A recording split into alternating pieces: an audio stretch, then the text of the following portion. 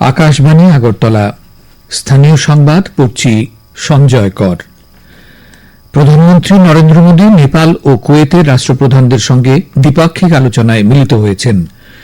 Quad সম্মেলনে অংশ নিতে যুক্তরাষ্ট্র সফরে নিউ ইয়র্কে এই দ্বিপাক্ষিক আলোচনা হয়। এতে নেপালের প্রধানমন্ত্রী কেপি শর্মা ওলি এবং কুয়েতের ক্রাউন প্রিন্স শেখ সাবাহ আল খালিদ আল সাবাহের সঙ্গে পৃথক আলোচনায় ভারত ও নেপাল এবং ভারত ও কুয়েতের মধ্যে দ্বিপাক্ষিক বিষয়ে পর্যালোচনা করা হয়। প্রধানমন্ত্রী নরেন্দ্র মোদী বলেছেন, কোয়াড সম্মেলন এমন একটা সময়ে অনুষ্ঠিত হচ্ছে যখন বিশ্বের নানা প্রান্তে উত্তেজনা এবং সংঘর্ষের বাতাবরণ রয়েছে। এমন পরিস্থিতিতে কোয়াড গোষ্ঠীর দেশগুলি একসঙ্গে মিলে কাজ করছে মানবতার স্বার্থে, গণতান্ত্রিক মূল্যবোধের ভিত্তিতে।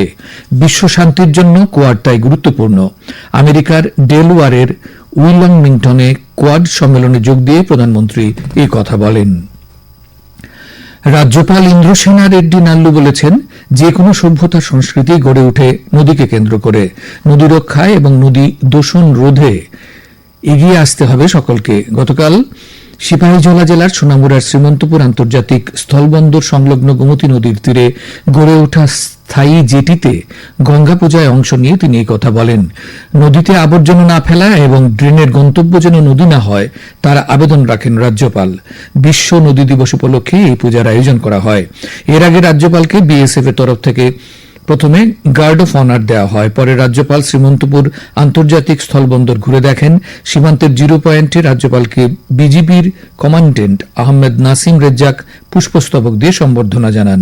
অনুষ্ঠানে অন্যান্যদের মধ্যে উপস্থিত ছিলেন ল্যান্ড পোর্ট অথরিটি অফ ইন্ডিয়ার manager Debashis Nandi, customs super Pradip Raut, BSF এর ডিআইজি রাজীব অগ্নিহোত্র প্রমুখ। আগরতলা পুর নিগমের মেয়র তথা বিধায়ক দীপক মজুমদার এবছর মায়ের গমন অনুষ্ঠানে ডিজে ব্যবহার না করতে আবেদন জানিয়েছেন। গতকাল আগরতলায় মুক্তধারা অডিটোরিয়ামে মায়ের গমন এবং শারদ সম্মানকে সামনে রেখে পর্যালোচনা বৈঠকে মেয়র এই আবেদন করেছেন। তিনি পুজো মণ্ডপে সনাতনীদের পরম্পরাগুলো তুলে ধরতে পরামর্শ দিয়েছেন। আগামী 14 অক্টোবর তুলসীবতী মার্কেটের সামনে মায়ের গমন অনুষ্ঠান হবে বলে তিনি আবারও জানিয়েছেন।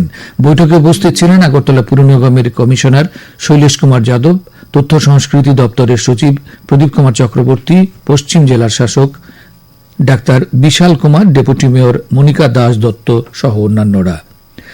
রাজ্যে পিছিয়ে পড়া 392টি জনজাতি গ্রামকে মডেল গ্রাম তৈরির জন্য উদ্যোগ নিয়েছে কেন্দ্রীয় সরকার। এর মধ্যে খোয়াই জেলায় রয়েছে 37টি গ্রাম। খোয়াই জেলার জেলাশাসক চাঁদনি চন্দ্রান গতকাল আকাশবাণীর খোয়াই জেলা প্রতিনিধিকে এই সংবাদ জানান। জেলাশাসক আরও জানান, পরিকাঠামো বিকাশ, গ্রামের রাস্তাঘাট, পানীয় জল, উন্নততর স্বাস্থ্য ব্যবস্থা, শিক্ষা ব্যবস্থা, কৃষি ব্যবস্থা, সেচ ব্যবস্থা সহ প্রত্যেকটি গুরুত্বপূর্ণ কাজ এই প্রকল্পে অন্তর্ভুক্ত থাকবে। আসন্ন দুর্গাপূজা উপলক্ষে অন্যান্যবারের মতো এবারও অত্যাবশ্যকীয় পরিষেবা এবং বিভিন্ন পেশার সঙ্গে যুক্ত অফিস, সংগঠন এবং ব্যক্তিবিশেষের গাড়ি বা দ্বিচক্রযানের জন্য পূজার দিনগুলোতে প্রয়োজনের নিরিখে অল্প কিছু সংখ্যক ভেহিকেল পাস দেওয়ার সিদ্ধান্ত নিয়েছে ট্রাফিক দপ্তর। আগরতলা শহরের ভিতর চলাচলের জন্যই ওই পাস নির্দিষ্ট যানবাহনের প্রয়োজনীয়তা সম্পর্কে বিবেচনা করে আবেদন করা যাবে। আগামী 26 সেপ্টেম্বর পর্যন্ত রন্ধুতিনগরের ট্রাফিক ভবনে অফিস চলাকালীন সময়ে আবেদন জমা দেওয়া যাবে। অনলাইনেও এই আবেদন জমা দেওয়া যাবে। এসপি ট্রাফিকের পক্ষ থেকে এক বিজ্ঞপ্তিতে এই খবর জানানো হয়েছে। আগরতলা থেকে হায়দ্রাবাদ সরাসরি বিমান পরিষেবা চালু হচ্ছে। ইন্ডিগো বিমান সংস্থার বিমান প্রতি সপ্তাহে সোমবার, বুধবার, শুক্রবার ও রবিবার আগরতলা হায়দ্রাবাদ আগরতলা যাতায়াত করবে। আগরতলার এমবিবি বিমানবন্দরের সহকারী জেনারেল ম্যানেজার এইচ.এস. জেম্পু এই খবর জানান। তিনি জানান, এর আগেও কলকাতা হয়ে আগরতলা হায়দ্রাবাদ বিমান পরিষেবা চালু ছিল, যা করোনাকালে বন্ধ হয়ে যায়। 4 দিনব্যাপী মেগা কর্মসূচি ওয়ার্ল্ড ফুড ইন্ডিয়া গতকাল শেষ হয়েছে।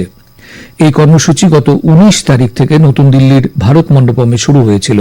সম্ভাব্য 90টি রাষ্ট্র, 26টি রাজ্য এবং কেন্দ্রশাসিত অঞ্চল, 18টি কেন্দ্রীয় সরকারি সংস্থা অংশ নিয়েছিল এই মেগা কর্মসূচিতে।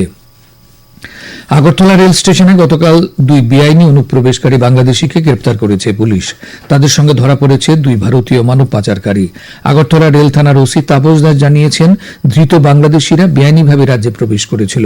পাচারকারীরা দুজনেই পশ্চিমবঙ্গের বাসিন্দা বলে তিনি জানান। ত্রিপুরা ফুটবল অ্যাসোসিয়েশন পরিচালিত চন্দ্রস্মৃতি ঘরোয়া প্রথম ডিভিশন লীগ ফুটবল প্রতিযোগিতার আজ একটি খেলা হবে। উমাকান্ত মিনি স্টেডিয়ামে বিকেল 3:30টায় এগিয়ে চলো সংঘ ও ফ্রেন্ডস ইউনিয়ন পরস্পরের মুখোমুখি হবে। আবহাওয়ার পূর্বাভাসে জানানো হয়েছে আকাশ প্রধানত মেঘলা থাকবে, দু এক জায়গায় হালকা থেকে মাঝারি বৃষ্টিপাতের সম্ভাবনা রয়েছে। তাপমাত্রা সর্বোচ্চ 34 ডিগ্রি সেলসিয়াসের আশেপাশে থাকবে। স্থানীয় সংবাদ এখনকার মতো শেষ হলো।